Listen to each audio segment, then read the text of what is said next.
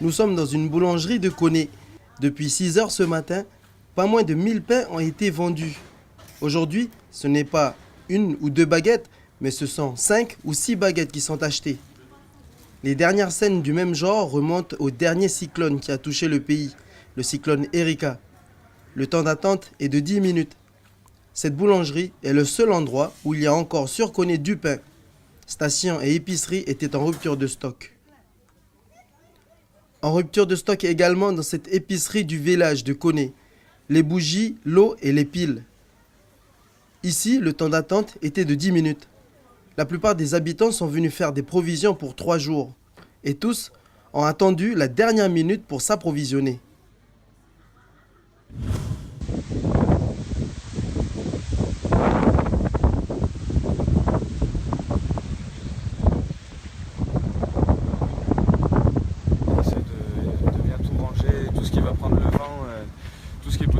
De se déchirer qui va prendre le vent par la suite. Notre boulot, c'est de sécuriser tout ça et de faire en sorte qu'il y ait le moins de dégâts possible sur le bateau ou sur les autres bateaux. Donc voilà, on essaye de ferler la grand voile. Donc on met des poutres un petit peu partout sur la grand voile pour pouvoir sécuriser au cas où la fermeture éclair serait amenée à casser. Ben, ça protège la voile parce que sinon la voile s'ouvrirait et tout partirait, ça claquerait dans tous les sens et ça serait Bagdad, comme on dit.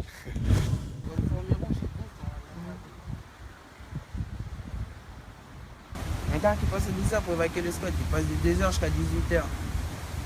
Juste pour évacuer le squat. Ça là, ils nous ont dit de bien machiner, bien ranger les affaires, surtout les affaires qui sont bien importantes. C'est la mairie qui organise ça, je crois. Quand il y a des cyclones comme ça, moi je reste pas ici. Je reste pas ici, moi je pars dans la salle. Il n'y a que mon fils qui reste là. Moi je reste pas là s'il y a des cyclones qui arrivent. Sinon mon fils, il préfère rester là. Voilà. C'est quand même dangereux de rester ici en période de cyclone. Oui, mais j'ai dit à lui, mais voilà ou quoi. Malgré avec les cyclones qui sont passés, mais voilà, il n'a rien eu, ben voilà ou quoi. Mais il vaut mieux que je t'y allais quand même te partir avec moi parce que c'est un peu dangereux là, celui-là qui arrive. Ça reste fort. Le cyclone Cook laisse derrière lui un pays secoué mais soulagé. Soulagé car malgré ces vents impressionnants, il y a eu finalement plus de peur que de mal. Et le plus important, je crois, c'est le bilan humain qui est tout à fait honorable avec 4 blessés légers et je pense qu'on peut tous s'en féliciter puisque c'est quand même l'essentiel. Aucune victime majeure, aucun décès, je crois que c'est l'essentiel. Parmi les blessés, 2 à Pointe-d'Imier qui ont eu très peur alors qu'un cocotier est venu s'écraser sur leur voiture. Une personne à Thillot s'est prise une branche d'arbre et une personne a été prise en charge à Ouvéa dans des circonstances encore inconnues. Enfin, 2 personnes avaient été portées disparues à Païta, mais elles ont été rapidement retrouvées saines et sauves. Quant au bilan matériel, il reste pour l'instant limité. Avec des vents proches de 200 km/h, beaucoup d'arbres sont tombés, comme ici à Canala, où les gendarmes sont à pied d'œuvre pour déblayer les routes. On a été fortement impacté par Cook au niveau des chutes d'arbres, etc. et de chutes de lignes électriques. La ville de Canala est coupée de courant depuis 4 heures hier matin. Depuis hier soir 17 heures, la plupart des habitants n'ont plus d'eau. Ce matin, les choses rentrent à peu près dans l'ordre. Le but, à l'issue de la réunion de crise qui a eu lieu ce matin à la mairie de Canala, a été de dispatcher les services, donc service de la DAN, de la mairie, des pompiers, et également le service de la gendarmerie. Des équipages ont été dispatchés sur le nord de la ville et sur le sud, comme ici actuellement, avec pour mission de dégager les routes et de prendre contact avec les habitants des communes de Canala et des tribus, pour savoir s'il n'y a pas de blessés, s'il n'y a pas de dégâts trop importants. Voilà. Les plus impactés sont peut-être les agriculteurs qui ont souffert des fortes pluies, comme Christophe qui a perdu 3 hectares cette nuit. Mais il ne perd pas espoir. Donc là j'ai un champ de betteraves qui va sûrement pourrir d'ici une semaine. Voilà, l'effet de l'inondation, les courgettes sont sous l'eau encore depuis hier. Et plus loin, Concombre, pareil, il y a eu... Difficile à voir pour l'instant, mais je pense que d'ici quelques jours, ça va tout va pourrir quoi, avec l'asphyxie racinaire. Dès que ça va être sec, d'ici 15 jours, 3 semaines, on retravaillera, on recommencera à zéro. C'est ça l'agriculture. Je pense qu'on ne peut pas on joue avec la nature, on travaille avec la nature. Donc si la nature est plus forte que nous cette année, on fera avec. Quoi. Enfin, sur le plan électrique, 70 000 personnes se sont retrouvées privées d'électricité au cours de la nuit quand un pylône à haute tension est tombé au nord de Païta. Cet après-midi, c'est encore près de 15 000 personnes réparties entre le sud de la Grande Terre, la côte Est et Ouvéa qui restaient encore privées d'électricité. Mais comme ici à Koné, EEC et Enercal restent sur le pied de guerre pour remettre d'aplomb le réseau.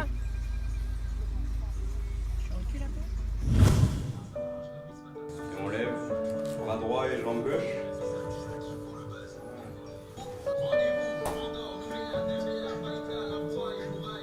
Tremblement, gestes incontrôlés, fatigue, Daniel a dû apprendre à vivre avec la maladie de Parkinson depuis 12 ans. Sa maladie l'oblige à se rendre 2 fois par semaine chez le kinésithérapeute. Aujourd'hui, les tremblements se sont atténués depuis qu'il a effectué une opération il y a 1 an. Mais il n'est pas soigné complètement pour autant. Actuellement, il n'existe aucun traitement pour guérir de Parkinson. Daniel et sa famille gardent quelques souvenirs difficiles liés à cette maladie. Moi, ce que je me rappelais avant quand tu avais bien la maladie, c'est que quand tu étais sur ton ordi, là, tu étais énervé à chaque fois parce que tu n'arrivais pas. Donc c'est pour ça que... Je trouve des solutions. Voilà, donc c'est pour ça que tu es parti en France et ça va mieux. J'ai passé des nuits. Pourquoi tu étais tout le temps énervé comme ça? Parce que c'est comme ça. Quand la maladie prend le dessus, ça fait déprimer. Pour Daniel, hors de question de se laisser abattre. Lorsqu'il a du temps libre, c'est direction la salle de musculation, même si ce n'est pas toujours facile pour se passionner du sport. Je marche encore, mais beaucoup moins. Et beaucoup moins facilement du fait de cette maladie. Mais elle n'a pas dit son dernier mot, mais moi non plus. Au retour, on a déjà pris C'est quoi vos groupes préférés d'aller quand vous étiez jeune? Du Chuck Berry.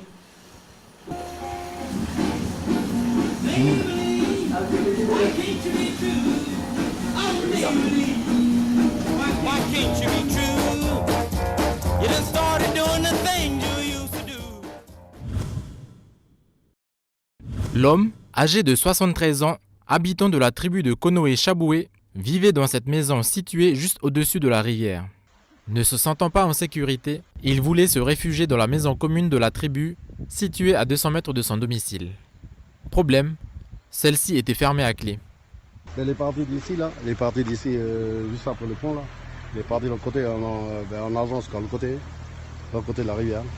Le vieux, il était arrivé vers 4h, 4h30 par là. Elle est venue me voir pour demander la clé de la commune, pour sauver de chez lui, pour aller se loger là-bas. Comme il n'y a que moi, c'est moi que j'ai la clé de la commune. Le petit chef lui a donné les clés de la maison commune, tout en lui proposant de rester à l'abri chez lui. Il ne veut pas m'écouter, voilà, il a dû traverser. C'est sur le chemin du retour que la victime a été emportée par les eaux. Le lendemain, pendant le déblayage routier, sa petite fille de 15 ans, inquiète de ne pas voir son grand-père, prévient les habitants de la tribu. Le corps de la victime sera retrouvé à 30 km de la tribu de Konoé-Chaboué. Donc à l'intérieur, c'est comme ça. Je pars du chocolat. Donc là, je vais le mettre dans la machine où je vais le laisser fondre pendant plusieurs heures. Voilà.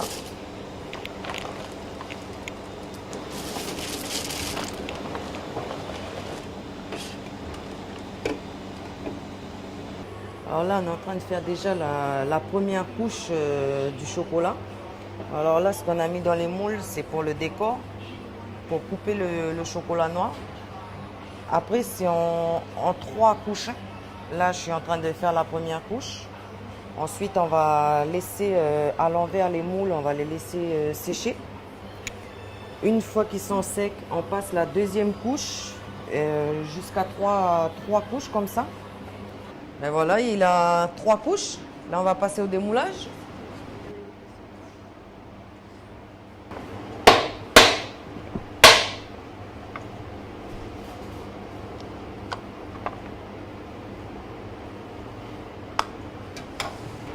Donc voilà le démoulage, c'est comme ça. Et puis après, c'est ma collègue de travail qui les assemble. Elle colle les 2 parties du moule. Voilà, celui-là c'est chocolat blanc. Donc là, je vais faire la base pour tenir les montages.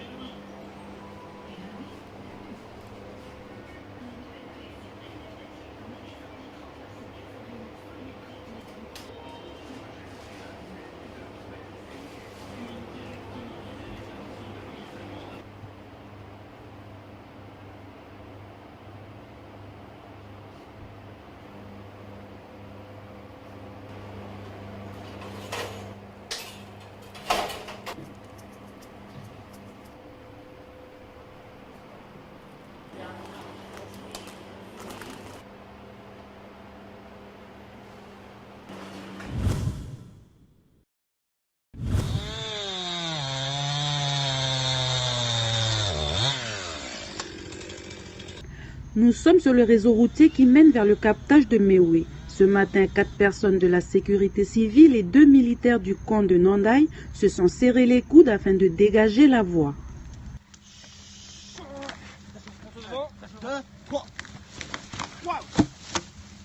Voilà, donc là on est venu en renfort suite à la tempête Cook. Il y a des habitants un peu, voilà, déblayer les itinéraires, les routes.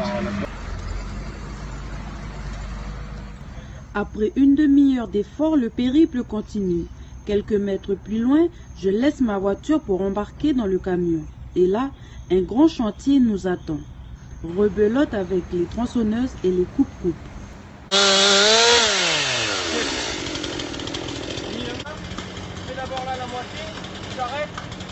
Bloqué pour monter au captage, donc le captage de Méoué donc il y a à peu près 2 km de piste à ouvrir. Donc voilà, je pense que là on a fait les 30% de la piste. Voilà, on est là jusqu'à midi, donc on subit un peu les caprices du matériel, mais ça va le faire. On va y arriver. Ici, à peu près 100 mètres de route sont bloqués. Avec beaucoup de difficultés et au bout de 2 heures d'effort, la voie est dégagée. L'adjudant Coron a dû faire le chemin jusqu'au captage à pied pour s'assurer que la voie est accessible.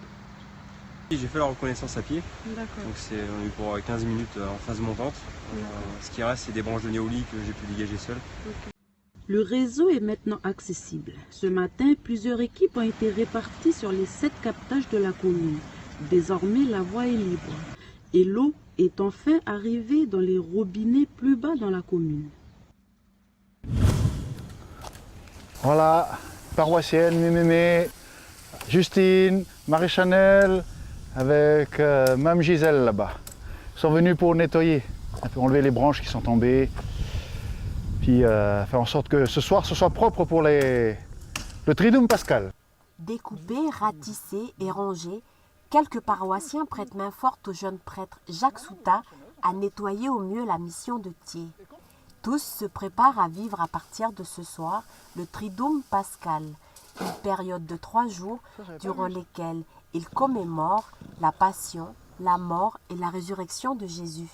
Nous avons l'habitude de nous rassembler à l'église de Thiers, à Poivigné, donc faire le nettoyage et tout, mais voilà, c'est la première communion en fait, le premier repas du Christ qu'on célèbre à chaque messe pendant la communion, voilà, c'est le symbole aujourd'hui.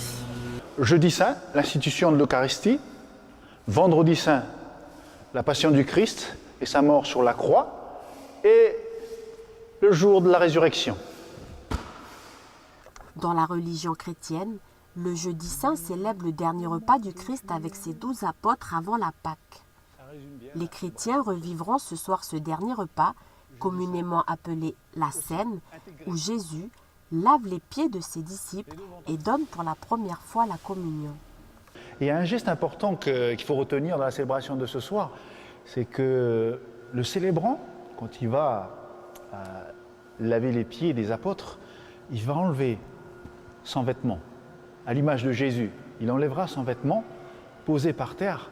C'est symbolique pour nous, c'est-à-dire qu'il faut déposer notre moi par terre pour pouvoir servir les autres.